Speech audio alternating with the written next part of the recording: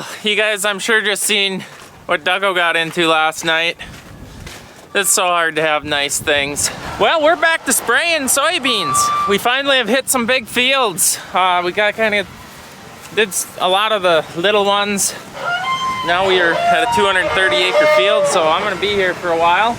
Just waiting. It's gonna take two pretty big sized loads for this 235, I think, here. So I mixed up at the farm. We're just gonna fill them up and then do some book work and document this gorgeous day of spraying.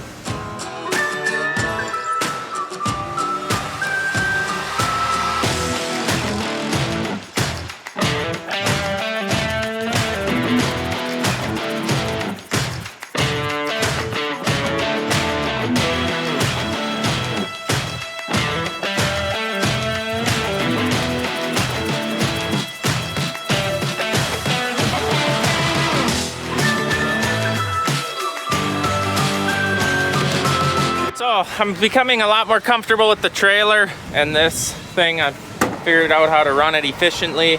So fill time is definitely fast, or a lot faster. The only thing I'll say about this whole setup is it's big. Some of these little township roads. So I went with the 48-foot long trailer just because I don't like crammed areas. 42 I think would be a lot more nimble. Trailer's just fine. It's tight. These township roads, 48 feet, that's worse than any hopper bottom that we have. Bring her back here, Brody, come on.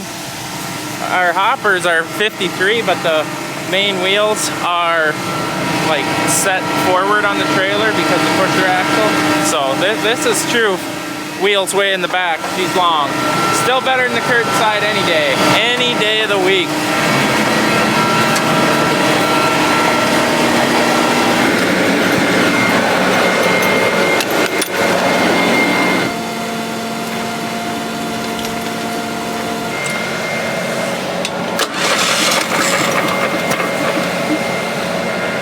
Oh yeah, I forgot about that issue. I was gonna fix that.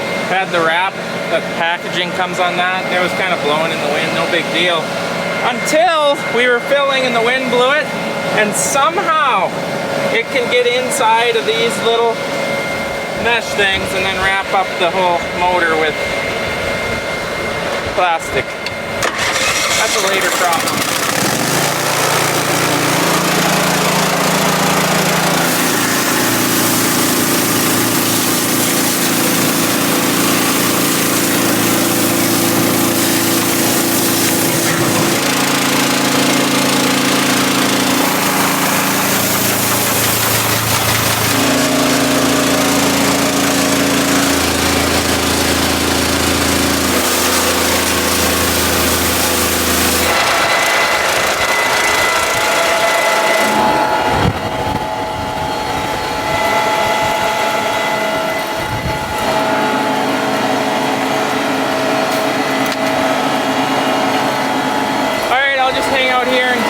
Differently, we might be loading at that other approach.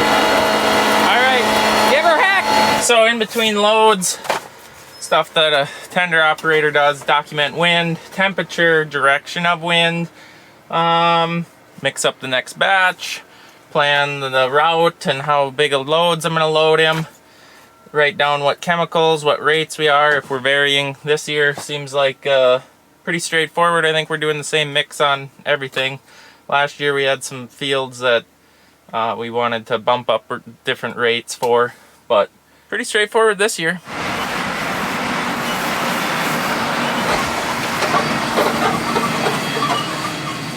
Beautiful job, Brody. You didn't hit anything, including myself.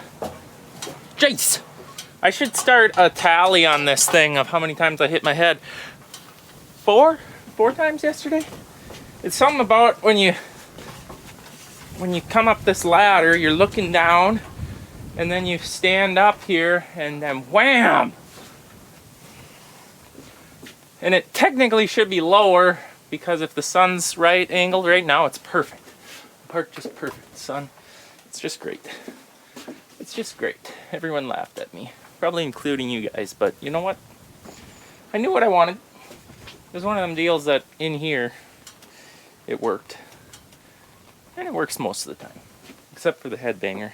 I better hurry up. Oh, nope, he's half full still. I was messing around doing the paperwork and I'm like, you know, I haven't mixed up a load and he's already started way over there and is already here. I better get my butt in gear here or I'll get yelled at. Brody's not happy if he has to wait. Reset. On. Air power. I need to start the truck too. These their air pumps are super nice. They're fast. They work great, but they use air. Boy, they use air. Gotta keep the truck running. You can hear already they're slowing down if you don't have the air compressor running. Especially when you got 2, 3 of them running. Filling 3 at once. Now it's just to remember which gallonage is what. 32, 26, 20. Now just wait. I kind of like, I put this toolbox here, it's been laying in the shop for a couple of years. Like, you know, I got a good spot for that. Nice chair. He's ready for another load.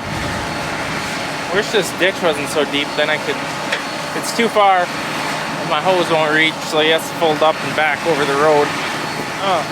Which is very inconvenient, but it's what it is. Gotta be level. Gotta reach the hose.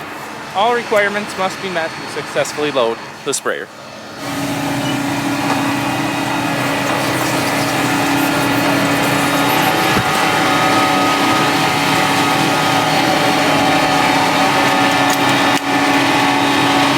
So these are Enlist soybeans.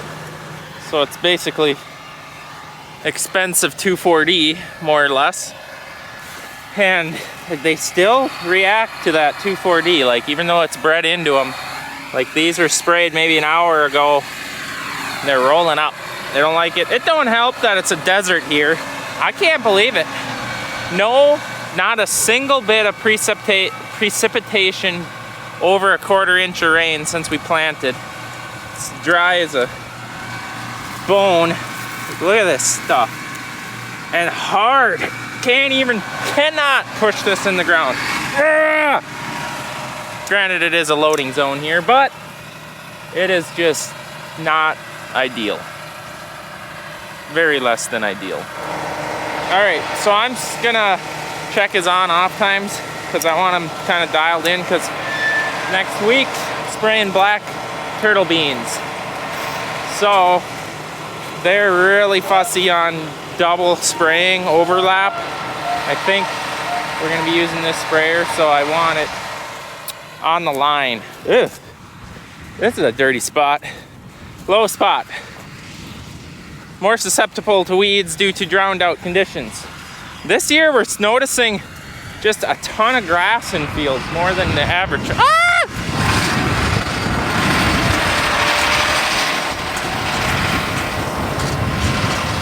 That was plenty overlap.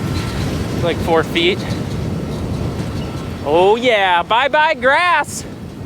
So on a year like this where water is non-existent coming from the sky, weeds, grass, anything that's gonna suck moisture out of the ground is very bad. So like in these areas where you can barely see the rows, well, it ain't that bad, but that's taking the ground moisture out away from the soybeans, which is not good. So it's good we're out here. It's time.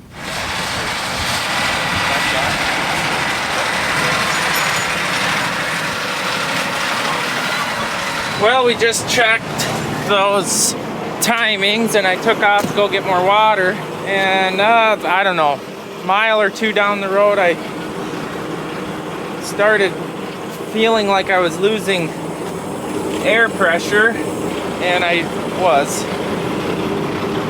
For some reason, I think the brake valve blew up because we've got a massive air leak somewhere. And then that caused my front left brake to hang on, not very hard, like I didn't feel it pulling, but apparently enough friction to cause some smoke. So that's not good. Further diagnostics on the situation, there's a little air valve here that controls the front axle brakes, and it's blowed up. It's all the air's coming out of the bottom. which caused the brakes to release, or one brake. I don't know why the other one didn't. Maybe it just controls one. I don't know how they really work. So Eric, I called him. He's going to come down with a wrench. We're gonna try and back this brake off. I'm only 1.5 miles away from the farm, and drive it home, and then we're gonna have truck swap because it's a Friday and I know I'm not gonna get parts until at least Monday afternoon, and that ain't gonna work for me here. We need this trailer moving. Dang it. It is what it is. I want a truck. I own trucks. Nothing but headaches. Where's my service unit? The Swede. But you need to be over here. You want to just pull it home? I should. So I'm thinking, might need earplugs. It's very loud under there when the air is pouring out. We're gonna try to back the brakes off. This feels weird. Like, what? I'm not the one that brings tools to people to fix stuff. Usually I'm the one sitting here waiting to be fixed. It's kind of an adrenaline rush. I brought everything. Okay, good. Yeah, I figured. What do you need? Well, it's this one that's smoking, so yeah, we're gonna need. I'll go under there. I'll grab one. That's kind of. Tell me this information again. TikTok is an educational app sometimes. I seen a guy, his valve was hissing arrowed the exhaust hole on it, and he pinched the supply line to his brake chamber, and if it had a torn diaphragm inside, it would stop hissing arrowed the exhaust, or stop hissing out the valve. So just because that valve is shooting a bunch of air doesn't mean that it's the valve. It could be a torn diaphragm in that brake chamber. Well, I've been disappointed to replace the valve. I know, because they're spending. So we'll do diagnostic work then. Check it. Well, nonetheless, I backed the brake off, and let's hope I can keep the air. I'm gonna have to just keep her full throttle the whole way. Well, plus you'd think all the brakes would slowly lose pressure instead of one. But maybe because it's the closest, shortest airline, I don't know. We'll diagnose. But I got a haircut at 4:30, so we gotta go quick. Alright, let's roll! I think it's still hanging on. When I let off the gas, it feels like the brakes are on a little bit. Just a little bit. Friction slow is better than friction fast, right? We're just gonna send it. There's no video proof of me sending it here. Well, I just can't do it to myself, to my equipment. Eric's gonna run. We're gonna test the theory right away here. We're gonna put a vice grip on the line and see if it's the brake chamber. I've never experienced this before. Normally, it just externally leaks out of the brake chamber, so we'll see. Oh, hey! Everyone's just abusing that thing this video.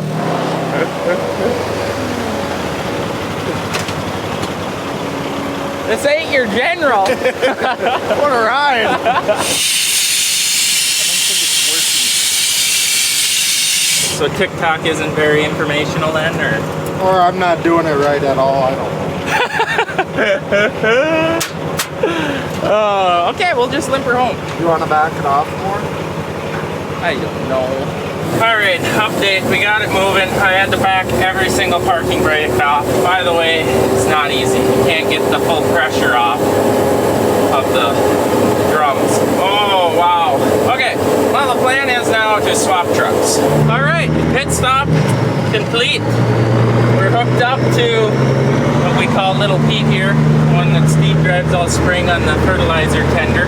Dad was at home getting it ready, so didn't take long to swap trucks. Dad's gonna look into getting some parts for that. I don't know what's going on. I think it's just the valve. But nonetheless, very inconvenient. Now Brody just called me. He's like, "Where are you?" I just said, "You wouldn't believe it if I told you."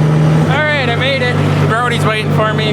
Nothing wrong with that truck being on there, but there's two reasons I don't run them. We try to put the tri-axle trailers on the water tenders just for weight reasons. Number two, we also try to put the trucks with the good air conditioners on these because this one is, unless you're moving, non-existent. Oh, look at him, he's eating. He's on dinner break.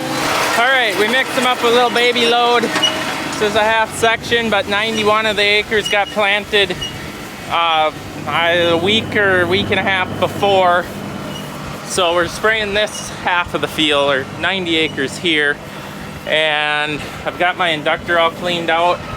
Told him to spray out completely, even if he gets into some of the later planted stuff, because we might be switching to black bean spraying. So yeah, gonna be a somewhat reasonable Friday night off, and let the hopefully the little corns and beans grow. Maybe come Monday we'll be spraying more soybeans, but I have no idea. We're setting it up for turtle beans. All right, we're back to the farm, reloaded with water. I think that's gonna be a wrap today. Thanks for watching. See you guys next time.